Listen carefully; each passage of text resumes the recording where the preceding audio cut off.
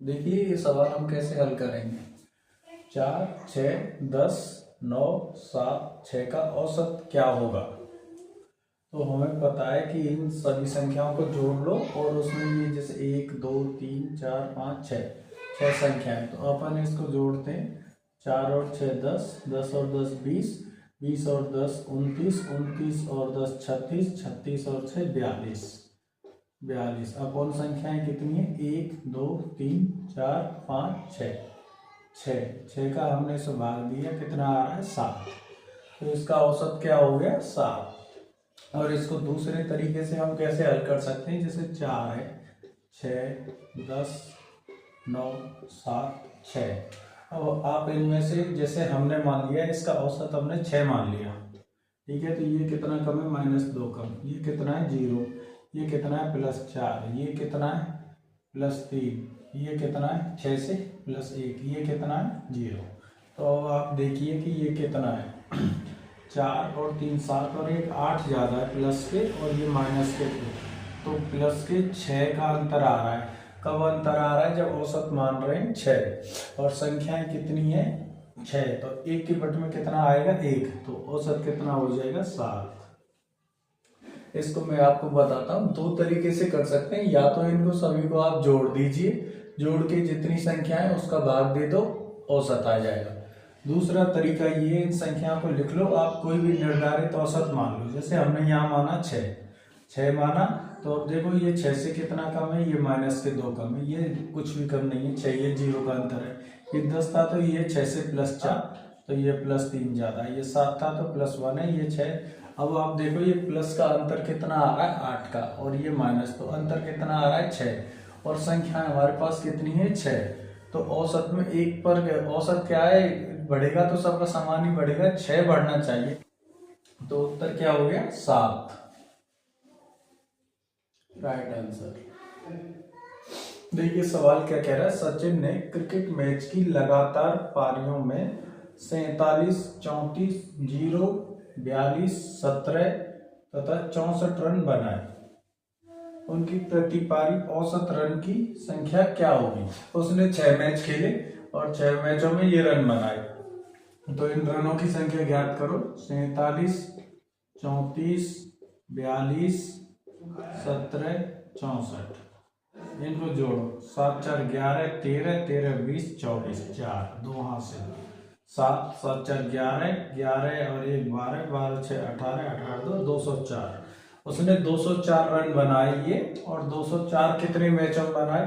1 2 3 4 5 और 6।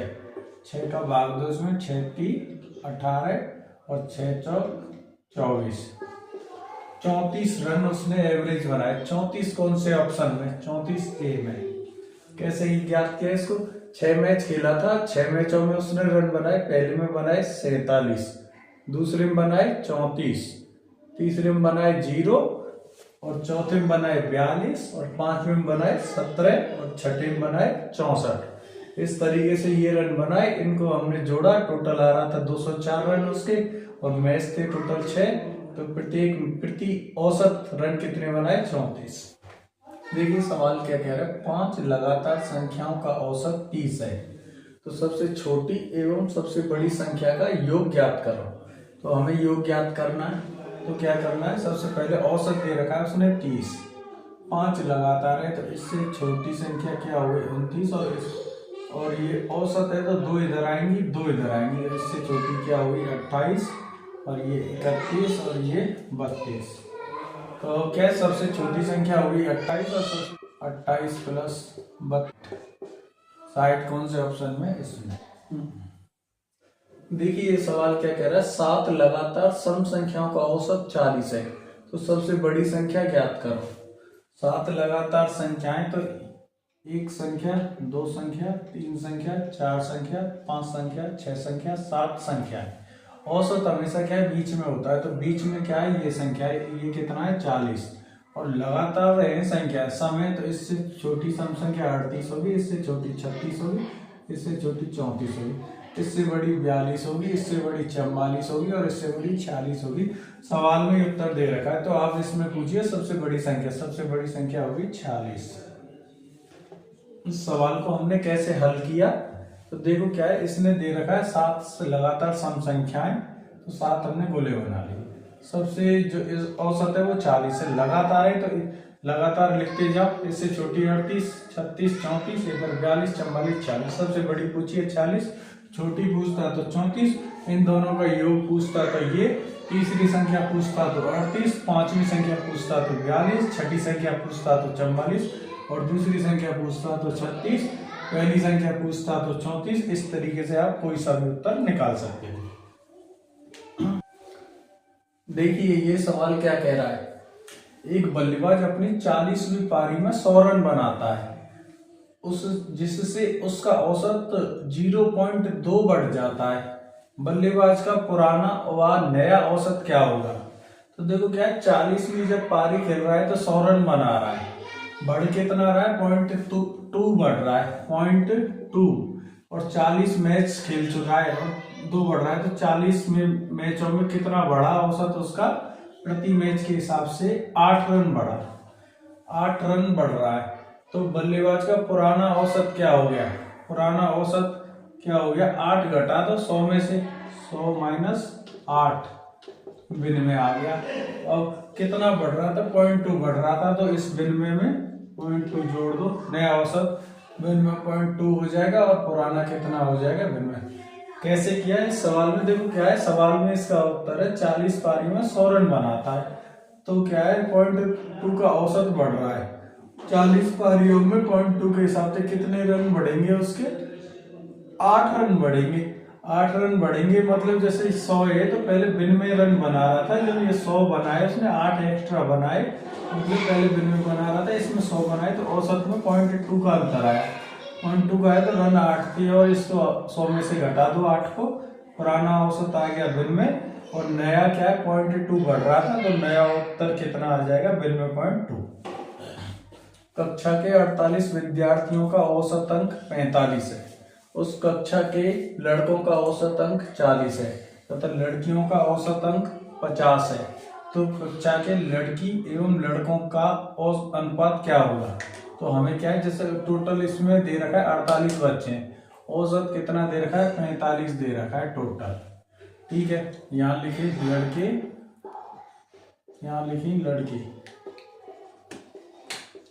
तो लड़कों का कितना है, तो कक्षा के लड़कों का औसत है 40, लड़कियों का औसत है 50। इसमें टोटल औसत में अंतर कितना है दोनों में, देखो इधर भी 5 का अंतर और इधर भी 5 का, तो ये जो संख्या होगी इनकी क्या है, बराबर होगी, 1:1, 1:1 मतलब टोटल संख्या कितनी है 48, तो 24 ये होंगे और 24 ये होंगे, इनका अनुपात क्या आएगा 1:1, कहाँ ये।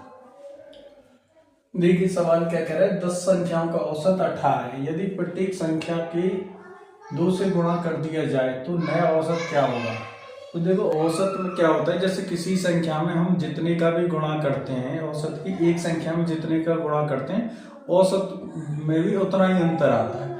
और जैसे इसमें क्या है 2 का गुणा कर रहे हैं, औसत कितना है 18 है, 10 संख्याएं, तो औसत प्रत्येक संख्या में करेंगे उतना ही औसत में अंतर आएगा, तो डायरेक्ट औसत से गुणा कर दो, 18 × 2 बराबर 36, 36 का ही है, मतलब औसत जब प्रत्येक संख्या में बढ़ोतरी होगी, जैसे जब प्रत्येक संख्या में गुणा करेंगे 2 का, तो 18 में गुणा किया तो 36, फिर 36, 36 से 200 बार 2 का गुणा करेंगे तो औसत कितना हो जाएगा 36।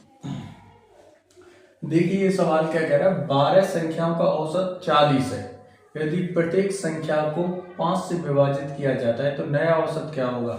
मतलब टोटल औसत दे रखा है 12 संख्या में 40 दे रखा है, और जब प्रत्येक संख्या में भाग देंगे 5 का तो औसत में भी तो भाग 5 का ही लग जाएगा, तो औसत कितना है 40, 5 का भाग देते हैं तो कितना आ रहा है 8, तो नया औसत क्या हो जाएगा 8। देखिए ये सवाल क्या कह रहा है, एक कार जयपुर से दिल्ली 60 किलोमीटर प्रति आवर्स की चाल से जाती है तथा दिल्ली से जयपुर वापस 40 किलोमीटर प्रति आवर की चाल से आती है, तो उस कार की औसत चाल क्या होगी? जैसे क्या है, ये जयपुर है, जयपुर और ये सब दिल्ली, दिल्ली, तो क्या है, यहाँ से जा रही है, ये क्या है 40 से 60 की स्पीड से जा रही है, ठीक है यहाँ, और जब ये वापस आ रही है तो कितनी की 40 की स्पीड से आ रही है।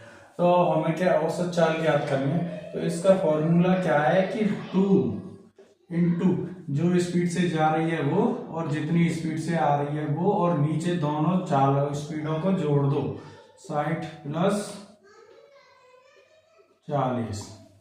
तो ये कितना हो रहा है, ये हो गया साहब 6 चौक 24, 24 और 2 48, ये 00 और नीचे ये 100, काटो 2 0 से 2 0 बराबर 48 किलोमीटर प्रति आवर। कैसे किया कि मतलब जब कोई भी वाहन जयपुर से दिल्ली जा रहा है और दिल्ली से वापस आ रहा है तो उसकी औसत चाल पूछिए, तो हमको क्या करना होता है कि जिस चाल से जा रहा है वो चाल और जिससे आ रहा है उसमें 2 का गुणा करके दोनों चालों को जोड़ दो, आप के भाग दे दो, उत्तर आ जाता है। इसमें क्या है 48 से 100 भाग दिया 48। 120 विद्यार्थियों के प्राप्तांकों का औसत 35 है, उत्तीर्ण विद्यार्थियों का औसत 39 है और फेल होने वाले विद्यार्थियों का औसत 15 है। बताइए कितने विद्यार्थी पास हुए और कितने फेल।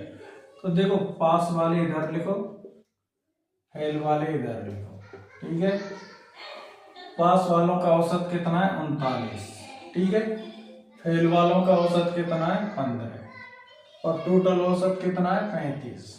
इसमें से यह क्रॉस, इधर 4 इधर 20, 1:5, अर्थात पास वाले बच्चे कितने 5 हैं और फेल वाला 1 है, और ये टोटल कितने हो रहे हैं 6, और संख्या कितनी दे रखी है टोटल 120।